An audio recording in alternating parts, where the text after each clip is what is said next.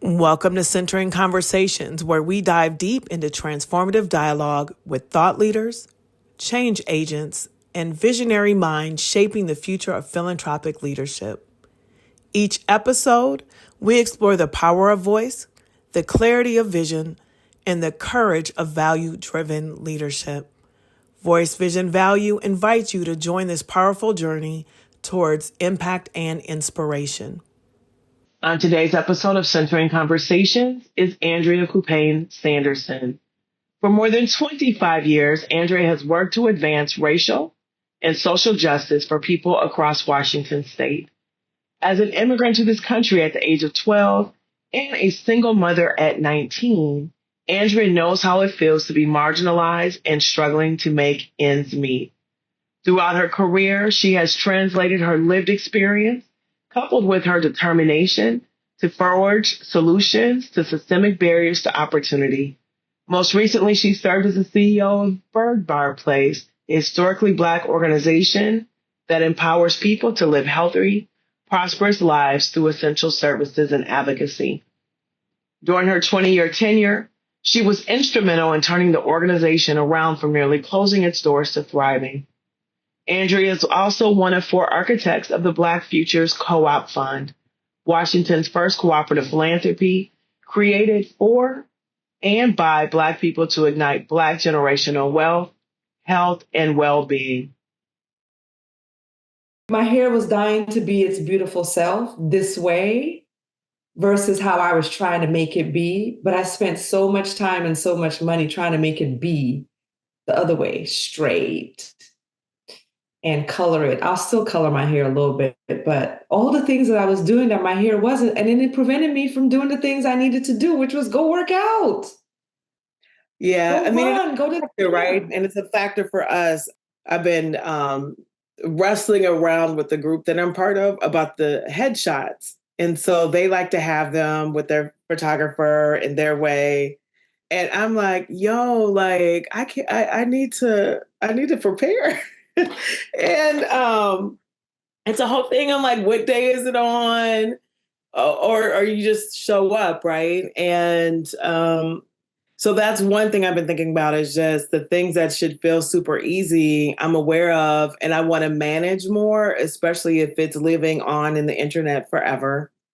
Mm-hmm. Mm-hmm. And then I have this, if I hear one more person say, every time I see you, your hair looks different, I'm not sure how I'm going to respond.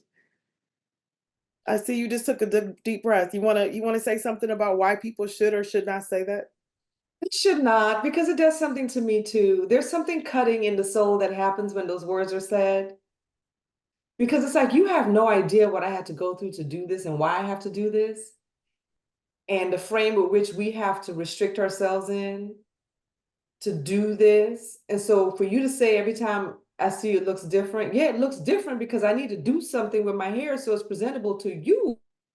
For you outside of my community, not inside my community. Those words don't come from inside my community. In fact, I get, oh, you did that this week. I love that. You do something different with your, oh, it looks different this week, or you did something different with your hair. It's, oh, your hair. I'm paying attention to your hair and I'm judging your hair. Yeah. What do you get? I didn't recognize you because you changed your hair. Yes. What does that do? I never saw you. I Thank never you. saw you, right? I didn't look into your eyes. I didn't look at your face. I didn't feel your energy because I'm still the same person. Over a year ago, Shonda, I shaved my hair off.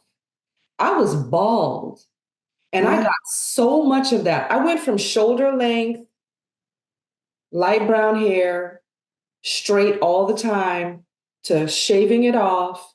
And I got that from I didn't get that from Black bodied people either.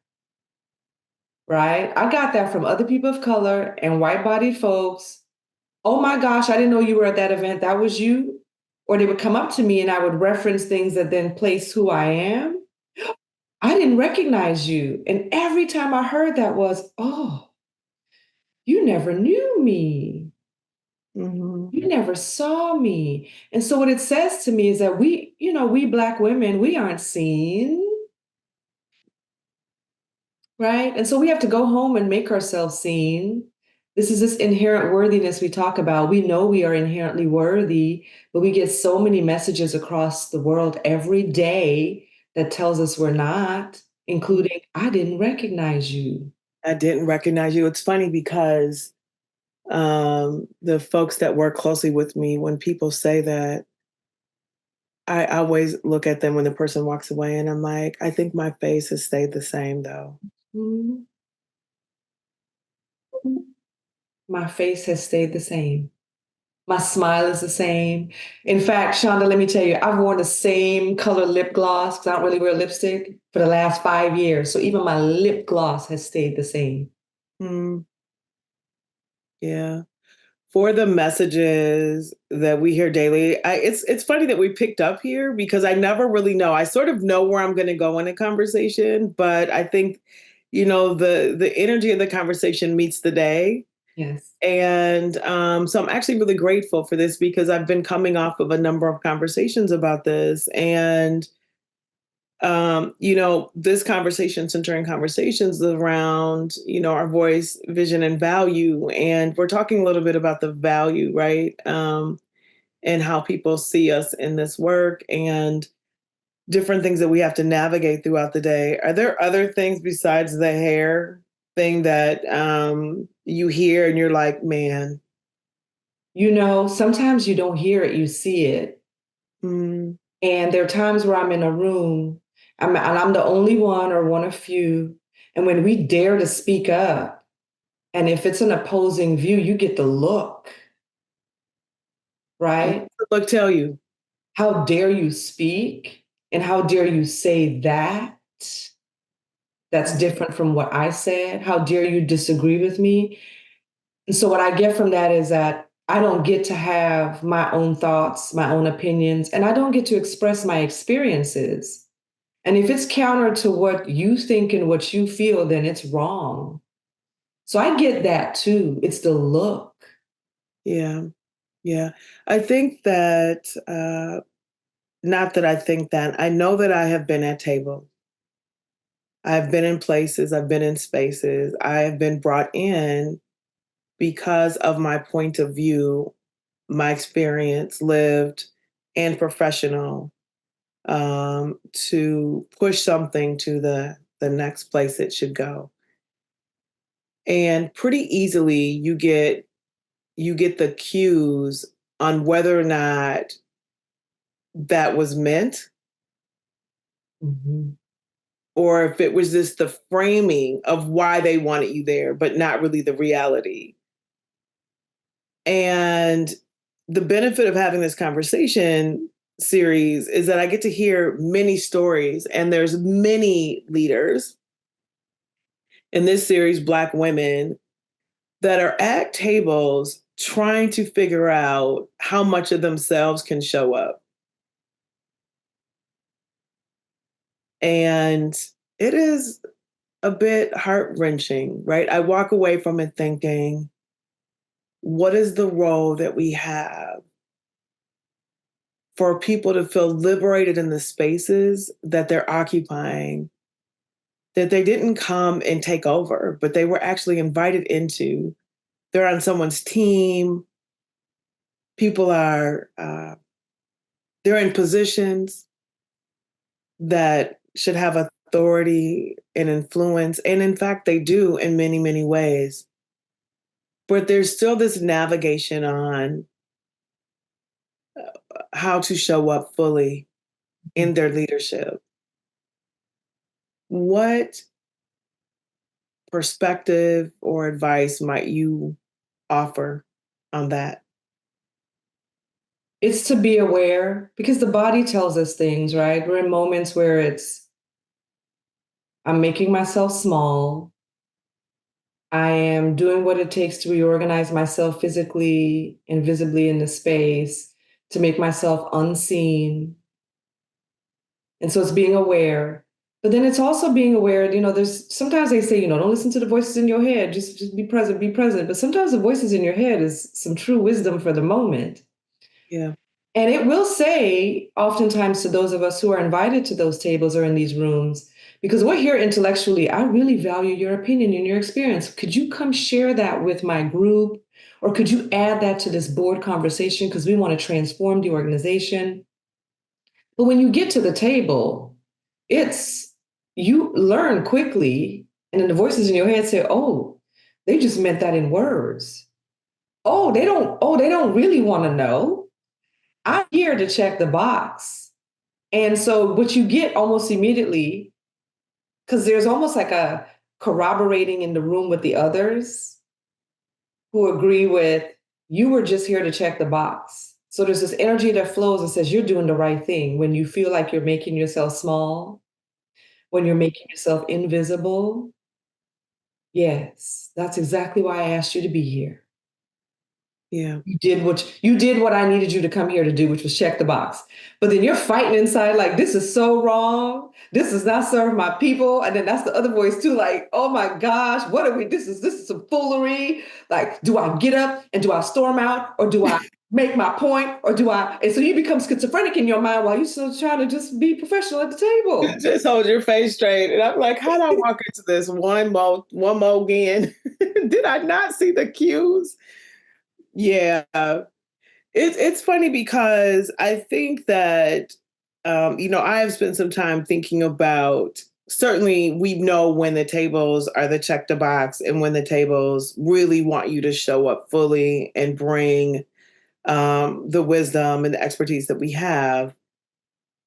But concretely, it's hard to define or to move the tables that are in the check the box, right? Like what do you have examples of what those behaviors look like besides the look?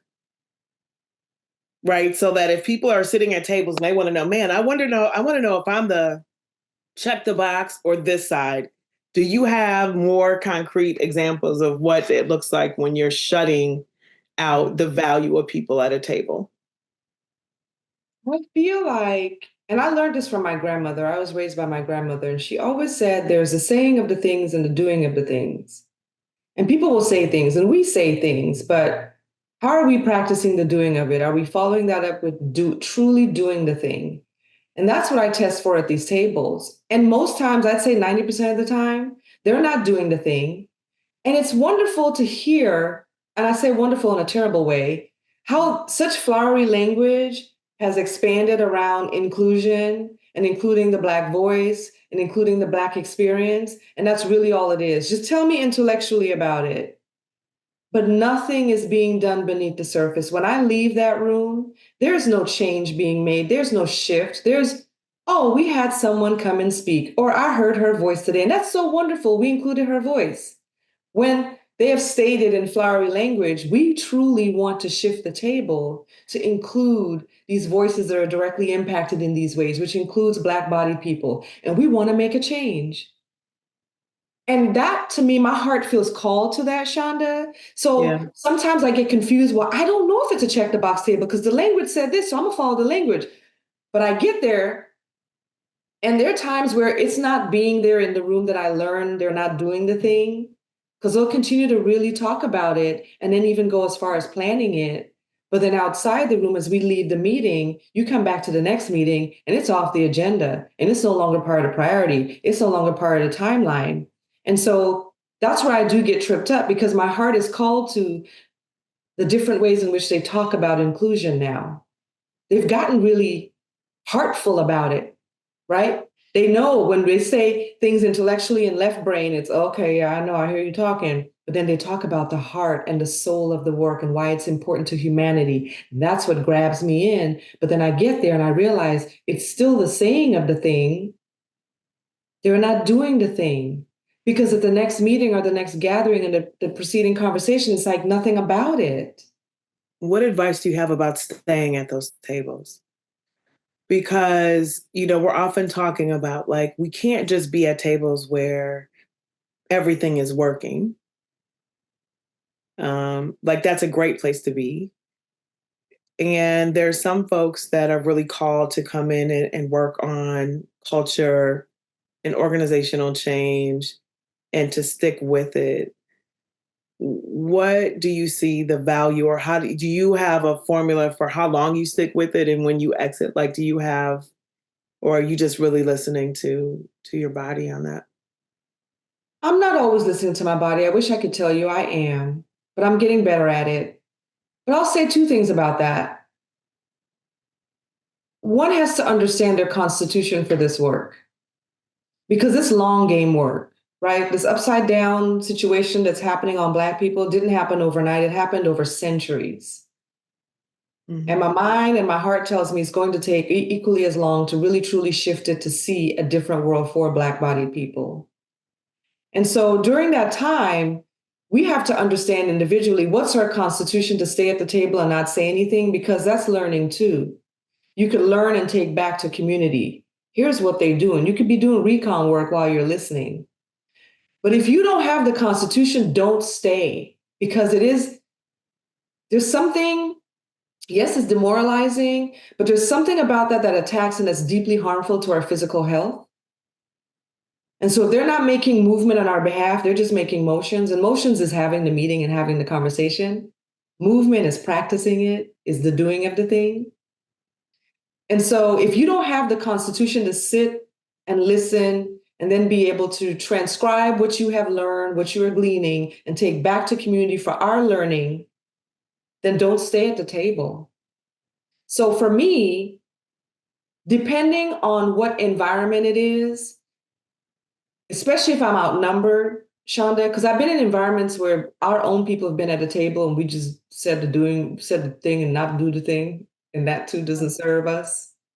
Right. And so depending on what environment, especially if I'm outnumbered by white-bodied folks, I won't stay long. Because the re-upping I have to do every time to be at that table does not serve my physical and mental health. And that doesn't serve my people. It doesn't serve my family, my children. It doesn't serve my people to deteriorate my health in that way. Mm-hmm. What does the re-up look like for you? It looks like sleep.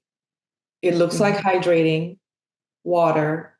It looks like cleansing my mind. It looks like when I leave these spaces, I reflect on what really happened. What really happened? What was done in there? Is that a room that I really want to stay in, stay with, stay committed to? Like, be really thoughtful and deliberate about my steps forward from that place.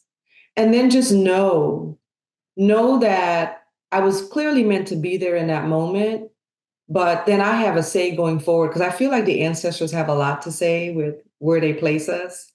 Mm-hmm. So for an initial being in the room, it's okay, I was designed to be here at this point in time. Now I need to be more deliberate about if I continue with this. So I become introspective about should there be a next time, and if there is a next time, how I fortify myself. So granularly, I don't go into the room hungry. I do have water. I say my prayers to higher power.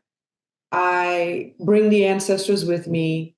So there's this holistic spiritual and physical thing that I do to re-up from the room and to prepare if I go back into the room.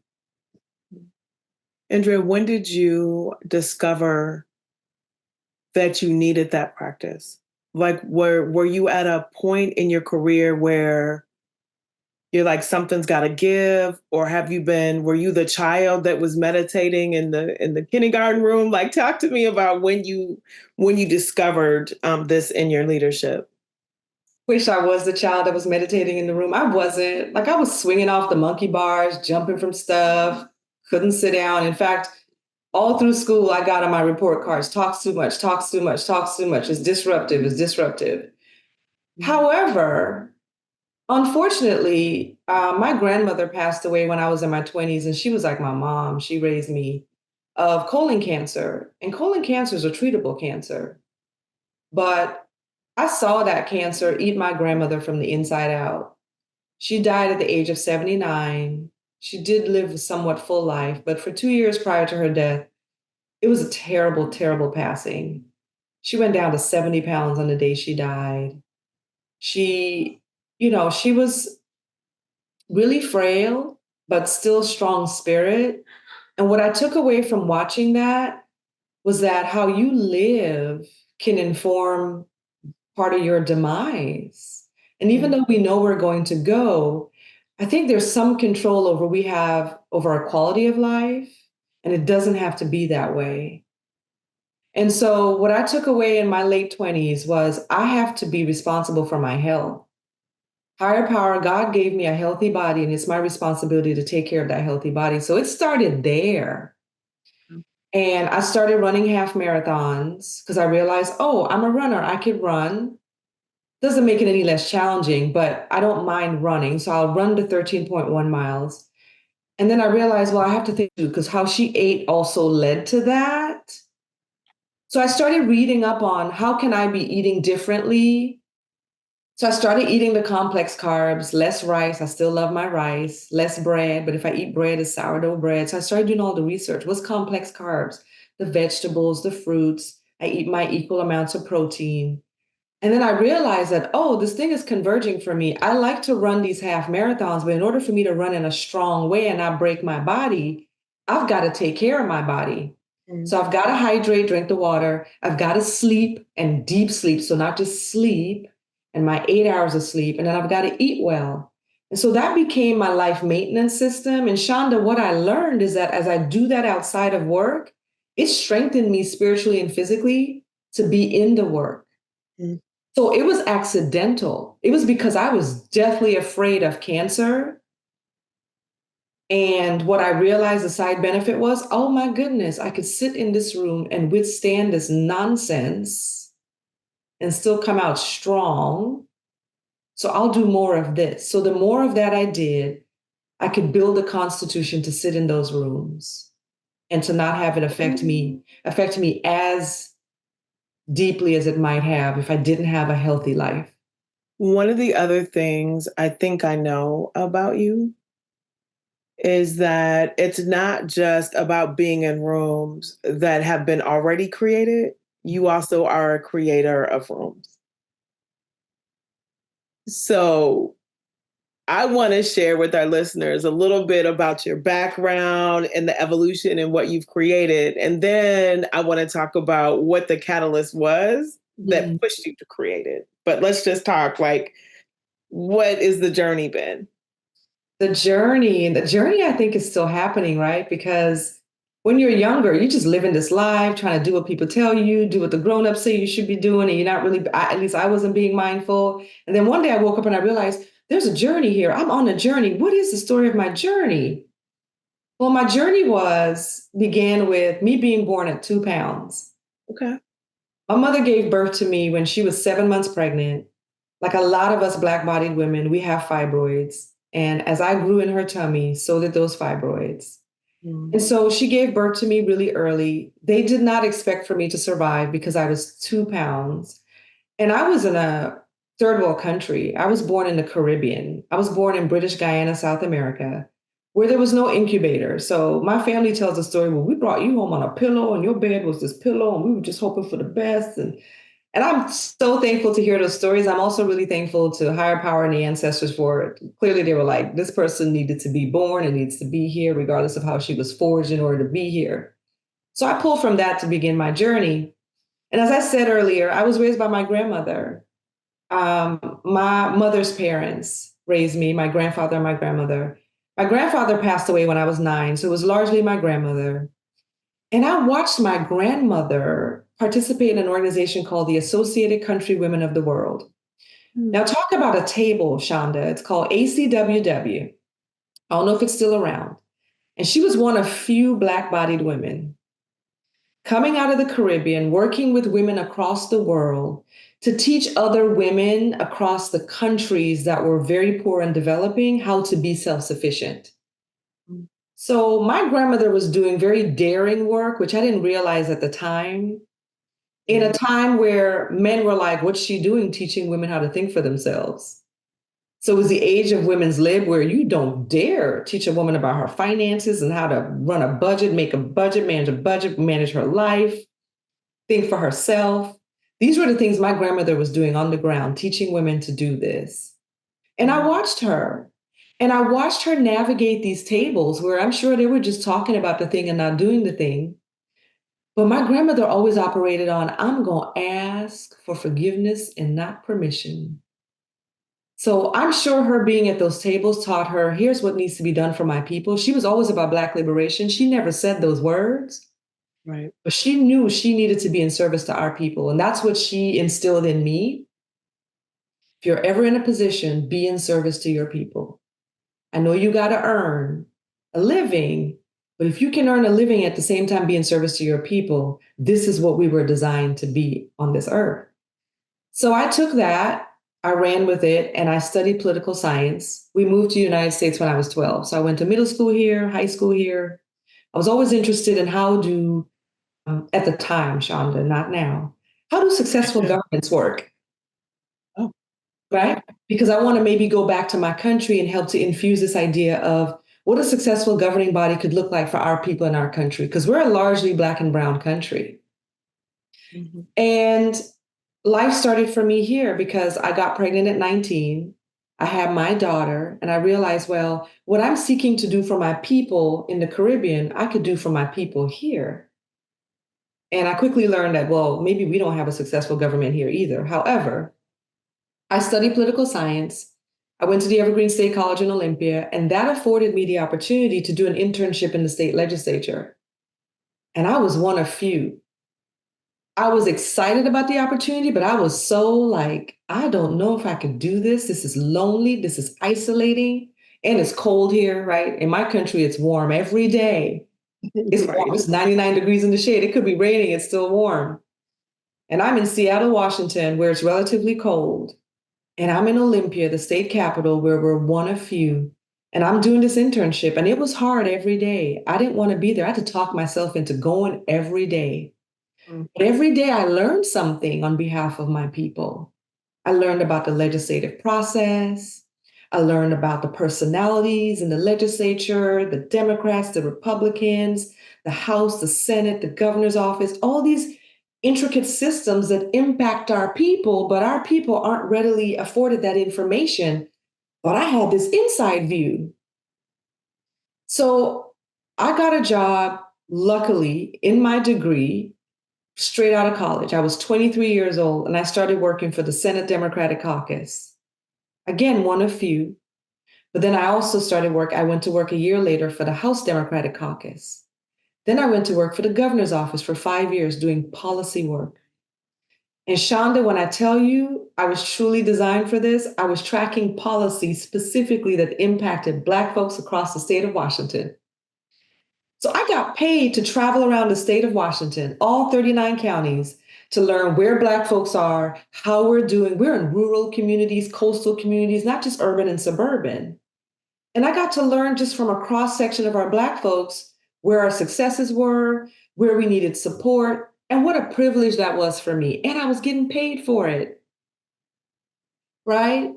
And granted, I was very young in the game, so I got a lot of flack. Oh, you so young, you just a baby. What you doing here? However, I was welcomed. And I was able to use my legislative understanding to infuse knowledge into our communities. Here's how you come to the legislature. Here's what you do. Here's how you testify. Here's what you say, what you don't say. And then from there, from the governor's office, I went to work for a nonprofit organization, which fortunately, a historically Black organization. It's called Byrd Barr Place. It's a human services organization. And what I learned about the organization is that we were one of the first to be funded out of the Lyndon B. Johnson's Economic Opportunity Act of the 60s. So I wasn't born yet because I was born in 74.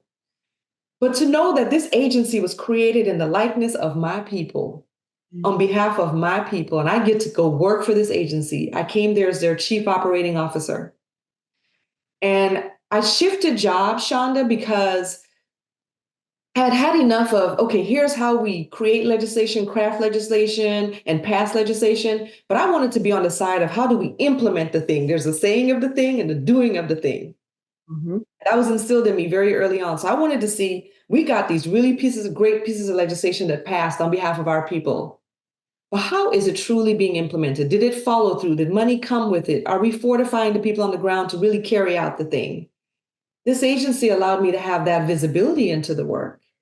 We did human services. We had a food bank, we had a housing program, energy assistance program, you name it, human services. What I loved about the agency is that even though we're a historically Black organization, we served anybody living at or below the poverty line in the city of Seattle. It showed our dexterity. Mm-hmm. It showed the world that Black people can care for ourselves and be unapologetically Black power and still care about others, which is important to me. Yeah. We have that muscle. We're not just about self. And Byrd Barr Place allowed me to expand how we showed up in the world, because I was there 5 years as their chief operating officer and then 15 years as their CEO, because I left a year ago. Okay. And as their CEO, I really got to double down on what it meant to be in service to our people. So I was there. I coordinated with other Black-led organizations to form partnerships, because we can't be in this work alone. All those stats that plague our people, no one agency can solve it, right? And so to your question about the creator of things, I didn't create Byrd Barr Place, but I had the opportunity to meet some of the founding members before they passed away. And I just loved hearing their stories. I sat at their proverbial feet to just tell me the stories of when you created this organization. What were your hopes and dreams? And I'm sure that instilled a lot in me about what was possible. And so what was possible came into view for me in 2020. After the murder of George Floyd, and as COVID is descending on us, there's more that we need to be doing. We saw our young Black activists in the streets protesting and demanding. And we thought, and we being myself and a few other Black female colleagues who were also leading Black organizations, we need to be out there supporting them. And we was joking around, well, we too old to be out there in the streets with them. Mm-hmm. Right? But we can support them elsewhere. How do we support them in the boardroom? How do we support them in proximities where we have access to, so that when they get off the streets, they have something to come to? They have resources to lean into. And so what we knew was that Black-led organizations were being called on more so than ever in those moments to step up. We have these beautiful statements these other organizations were putting about Black lives, and we want Black folks to come speak to these statements. Some of us were like, okay, yeah, we hear that. But others of us were like, but does it change anything? Right. We know only 1.8% of all philanthropic dollars nationally in the United States go to organizations led by Black people. And what we felt was this needed to shift, because we saw money flying back and forth, coming from government, opening up for human services, because people were falling out of the middle class into the food bank lines. We saw Black-led nonprofits needing to step up and be in the gap, but yet we weren't being resourced. Right. And so we demanded that our local philanthropy utilize their container to help stand up a fund that's now called the Black Future Co-op Fund, that was created out of our people needing to see us exist in this way, not the same old, same old. And this is particular to philanthropy, because just like there's redlining in other sectors, there's redlining in philanthropy too. There's a lot of economic segregation. We're called to tables, but we don't have the power to exercise the use of that capital coming into our communities. And so we said we needed to direct a fund that could do the things that we know is possible. So we created the Black Future Co-op Fund.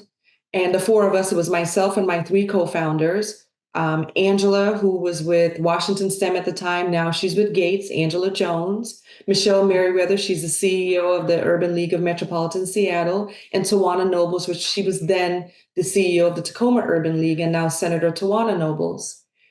And we all felt strongly that, hey, we have experienced this firsthand, this economic segregation thing we talk about with grantees and not having access to philanthropic resources. So we used that experience to speak about the need and the importance of creating this fund. And we said we want to raise $25 million to subgrant to Black-led organizations across the state. And we will initially start with grassroots organizations, from those young Black activists we saw in the streets. We want them to come off the streets when they were ready and feel like they had the resources to continue the work. So thankfully, we were able to create the fund. The fund is held at Seattle Foundation, which is a community foundation in Seattle. We will eventually have it be its own standalone fund. However, what we've been able to do with this container is decide, well, what were the things that we wish if we were to wave a magic wand in philanthropy, we could do for ourselves? We would give out unrestricted funding. Why? Because we believe in the power of people to make their own decisions. Okay. We believe in the power of people to have their own genius. Just because we are quote unquote funders doesn't mean we know best or we know better. Not the case. We have people with lived experiences who know where the solutions are, what they should be. We want to fund that. We should be standing in the gap of raising funds so that they can go create and implement the solutions. Okay. We want to get out the way, right? We want to invest in people, not just organizations. So we also give money to individuals. Why? Because we feel a responsibility to return the resources to our people where it rightfully belongs. Right? This money isn't a gift, isn't a handout. This money has been bought and paid for time and time again by our people. Those of us long gone, those of us who are still here in the work. And so we see it as returning resources to individuals and to the organizations where it rightfully belongs. So we created the Black Future Co-op Fund. We raised $25 million. Our next goal is to raise $246 million. We know it's a huge climb, but we know it's possible. Yeah. Why 246 million? That's an interesting number. It's a unique figure. And we're going to enjoy telling the world why 246, $1 million for each year of institutional slavery in this country. Right? We want to beat people over the head with it. I want to be able to tell the story over and over and over and over and over again. There's 246 years that lives in our bodies, that when we talk all of the, I know you like this term, compounded aggravations. I love that term. That live in us, right? From our DNA, from our mother's wombs, all the way through to when we were born, and then what the world imposes on us as we grow up and as we live into the world. It tells us we're not worthy, back to the original points in our conversation. You're not seen, you're not heard, you shouldn't be here. Or if you are here, it's on my terms, right? We want to break open those chains and say there's a different way for Black-bodied people, that we can have access to capital and we can be responsible with that capital. And there's a lot of healing to do. And there's a lot of joy still within the work on our behalf, right? So it's liberatory. It's all of those things. And the Black Future Co-op Fund was created as a container to do that, not just raise funds, but to show our community that there's a path to a vibrant and thriving Black community. We're not just dreaming about it, we're living into it. Mm-hmm. So that's the joy for me. It's been a labor of love. And I know when we say labor of love, there's danger zone there, because the shadow side of that is that you're working yourself to death. Yeah. But I do love being in that work. I do love sitting before funders. Sometimes it's nerve-wracking, and making the case for our people. Because sitting at my grandmother's feet when she worked at that organization with other women to teach women about their power, infused that joy into me and that know-how. Then being in the legislature, where I was one of few, sitting at the feet of women mentors in the legislature, infused in me that this is possible, that there is a know-how within me, there's a notion within me that I can do this and this is possible, and I will create the vision for living into it. And that's the Black Future Co-op Fund. There's been so many people who've dreamt into and have sacrificed to dream into what's possible for our people and have not been able to make it to that point where they're seeing it in existence. And so we stand on their shoulders as we bring the Black Future Co-op Fund and what it holds into existence. Mm-hmm.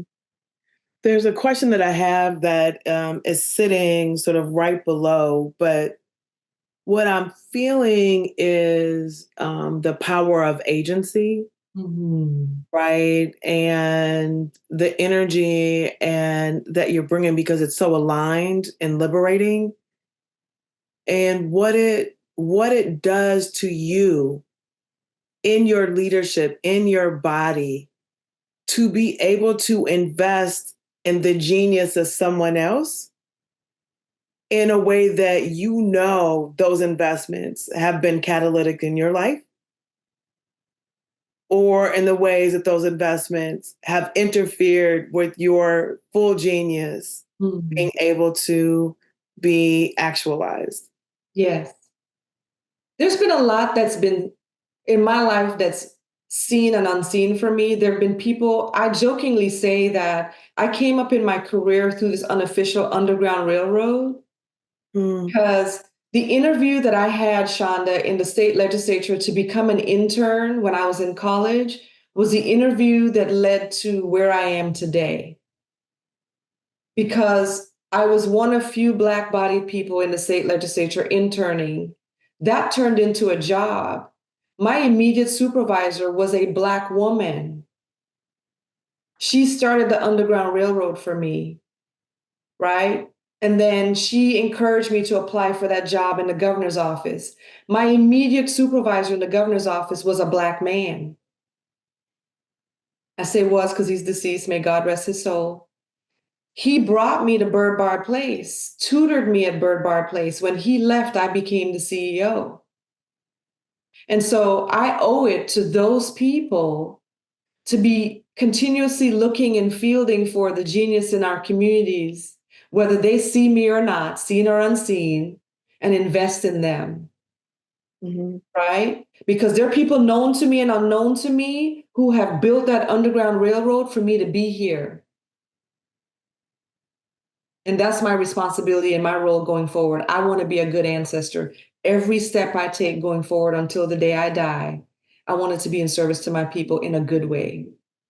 We started out this conversation talking about Friday and how our week has been. And I'm so grateful. I'm sitting here looking at this postcard, these cards that I have from the Black Collective, and it says Black-led change is genius. And we have T-shirts and, books with these words, Black-led change is genius. And when I have them, I can watch someone read it and see their energy shift. And it communicates to me that we still have a road ahead before this idea is fully embraced and understood. Do you think that that is true? And for folks that are shifting, for our Black-bodied folks who are continuing to push yourselves to see the world in terms of the possibility of them impacting the things that they're expressing they care about, what would you say to them? Because I can feel the energy. I feel tearful about it, right? Because this notion of this Underground Railroad, right? I haven't really articulated that way. Sometimes I'll say like this underground, I've talked about underground sort of service, right? Because there's this nonprofit structure that sits here. And then there's a structure that sits underneath it, right? That undergirds everything. You know who to call, you know how it works. And I never really thought about it in connection to the Underground Railroad, but like it's in my body now, right? Like the image of what that is, having people bring you to safe places and to be able to think about that from a career perspective, right? That's guiding your journey. Are those guides, can they only be Black folks? From where I sit at this point in time, for me, it's heavily informed by Black-bodied people. Now, are there allied folks who have walked up alongside me and our people, and I've seen them do the doing of the thing, not just the saying of the thing? Yes, I've seen that. And right now, where I sit, I need to be completely immersed in my people and my people's genius Because when we have waited for others, it has not happened. Mm.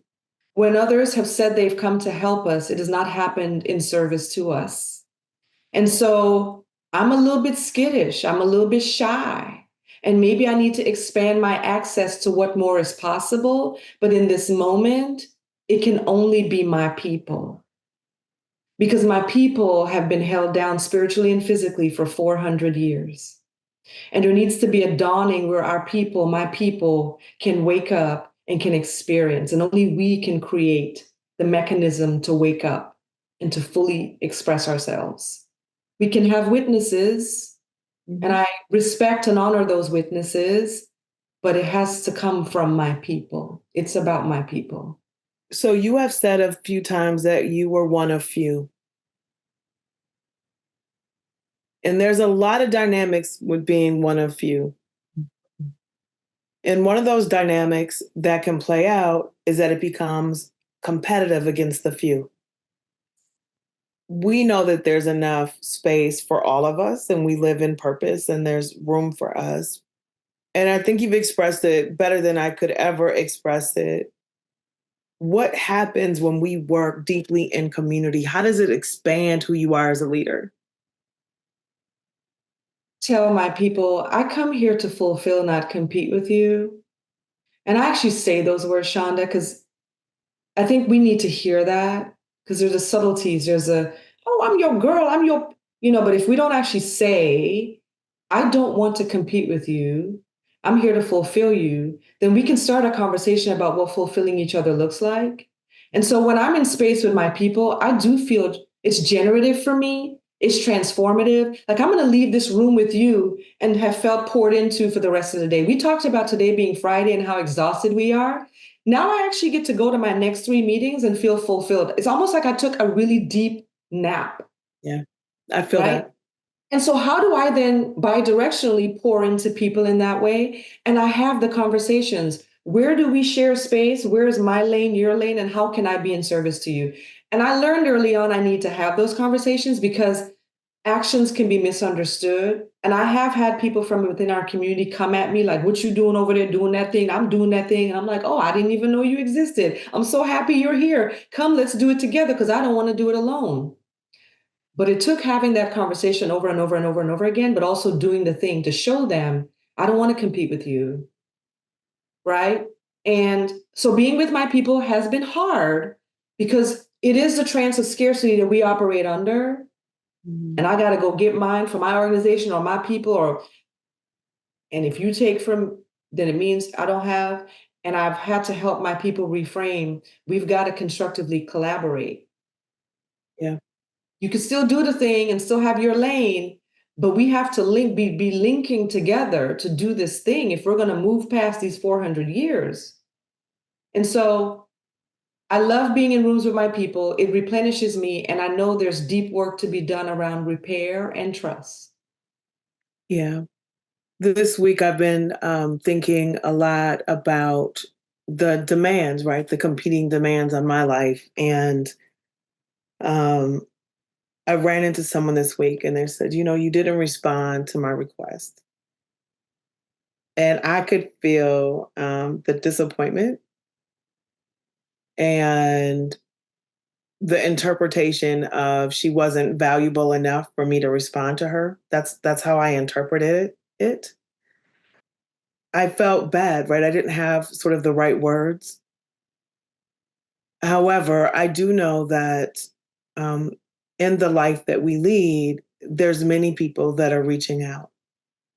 And there are, we are tentative. There are pains that we bring forward. There are things that we assume are true that aren't true. And sometimes we can be short with each other because our hope is so big. Mm. And I don't want to disappoint, right? Like I don't want to disappoint, but the reality is that I will, and that it's never intentional, and that I hope that I provide the grace that can be extended to me. But in the hard work of working in our community, And it sounds to me like you've been able to navigate some of those harder conversations with grace and with understanding of the other person's point of view to some extent. What other advice might you either give to me or to others? Because we're all holding a lot, and sometimes our reaction time is real quick, and we don't take time. And it could be based on it's Friday, I'm tired, and I'm just trying to get my work done, and you making it harder for me. Oh, I've been there. It Hmm. starts with telling yourself, I know I will make mistakes. I know I will be part of creating breakdowns and disappointment, and I will commit to making repair. Hmm. So I do that with myself because same, I've got 6 business cards here on my desk of people I need to reach out to because I've seen them at various events and I haven't yet. And I fear if I see them again and I haven't reached out, I've disappointed them. But it doesn't mean they're not important to me. It means I do have competing priorities. I am a mother too. So my kids need me, right? Not just my community, not just the organizations I lead. I need me. So I've got to tend to me. I've got to tend to my family. I've got to tend to my personal community and then my community at large. So I understand that. I know within that, I'm disappointing people in each of those communities. So what I continually say to myself is, I will make mistakes. I will disappoint, and I'm committed to making repair. And when I see the person, I acknowledge, I know I owe you a call and I am so sorry. Or if they were to say to me, gosh, you didn't call me and I was really waiting for that call, I am so sorry. I know you were. I know you were. And I really wanted to call you. But here's what my life looked like. And let's make a plan to call. Let's do this, right? And I also, big picture, I don't mean to get real ethereal here. Hmm. We get in touch in the ways we need to be in touch when the time is right. And just because that person says to you, I need you to call me, reach out to me, and you didn't reach back out, that might not have been the time to be in touch. You're aware that you need to be in touch, but it might not have been the time. Yeah, it might not have been the right time. I feel that 1,000%. Yeah. And I say that because for me, on the other side of that underground railroad of support, I think that there are times that we pay attention to the places where we feel like we're not being supported. Yeah. And that becomes the narrative. And I think, and I have at times focused too much there. And I think being able to reflect, and that's what I love about the beauty of these conversations, is when people call out the names of people that they know supported them. Yes. Because just like you, I know there's many people that have supported me that I'll never know Yes. what they did and how they did it. And I know I have supported other people and they'll never know that I did it.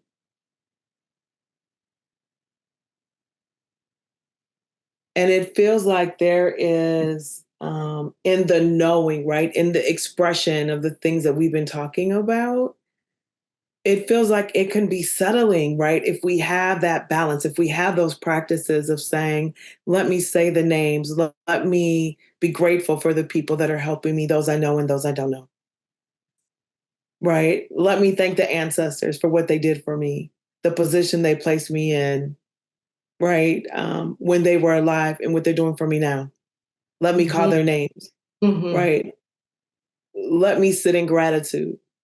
Because I think that as we were starting, these are the practices. Who are the people that allow me to feel liberated when I'm in conversation and in space with them? Who can see me, who looked in my eyes, right? Who know my smile, who know my spirit, and who know that when I'm not feeling well, they can feel it. I don't even have to tell them. So, how do we curate the spaces for our lives that include space with ourselves, space with others, space in the work? That's what I love about the conversation that we're having right now. This is for another conversation, but I also co-founded an organization called the Black Indigenous People of Color Executive Directors Coalition of Washington State. And it's for executive directors of color who are isolated, feel isolated and aren't seen. We have those conversations all the time.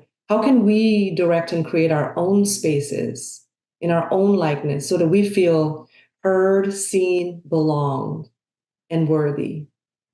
right? Mhm. And to your point about we always go to the negative, I think psychology tells us that. It shows that we tend to be more receptive to all the negative feedback that's coming in versus positive. And so how do we, being aware of that, actually be intentional about thinking about the positives, even if we don't see it? The ancestors are with us. They're living ancestors too who are with us that we could actually reach out to and not necessarily thank, but just sit with, be with, know they're there. Um, there are things happening every day on our behalf that we aren't aware of, that we can feel into. I mean, there's so much energy coming from the continent of Africa for Black-bodied folks across the rest of the world that we could feel into. There's work being done in, Minnesota, Atlanta, California, Seattle, where people are dreaming into, but what does Black liberation look like for Black people in America that we could tap into? And I don't mean like pick up a phone and call somebody, but just spiritually sit with that and feel into that, right? To pour into our cup, because the world will continuously send us messages that we don't belong and that we shouldn't be. And we've got to make a concerted effort to rewrite that.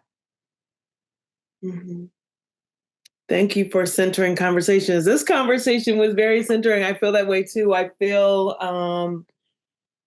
feel grateful, right? Like I came in feeling heavy, and thinking about the list of things to do. And I have to actually sit back and think about how grateful I am that I have a list of things to do, Yes. Here, here. Same here. right? Yes. Where I have to give myself grace is when they get done. That's right. Maybe it's 2 things today. Maybe it's not all 16. You know what I'm saying? Or maybe it's next week, right? Maybe it's next week. Mhm. Maybe today is just thinking about the list and refining the list, and then we get to the list next week. Maybe today this was the list. This conversation was the list. This was, to your point earlier, this was what was timed for my day today. Yes. And I hope that folks are listening. Hopefully this conversation is timed for you and that you discover people and practices and purpose that have been sitting there all along that you just needed an additional nudge so that you can see more deeply your value.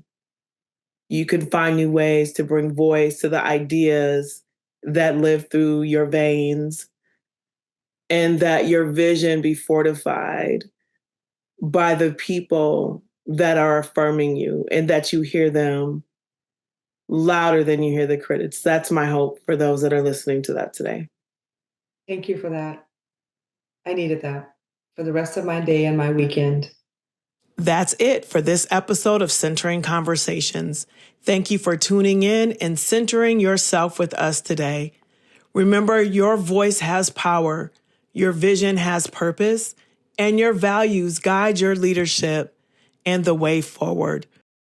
Be sure to subscribe, leave a review, and stay connected for more conversations that inspire, ignite, and empower. Until next time, keep calling forth your purpose and centering your power.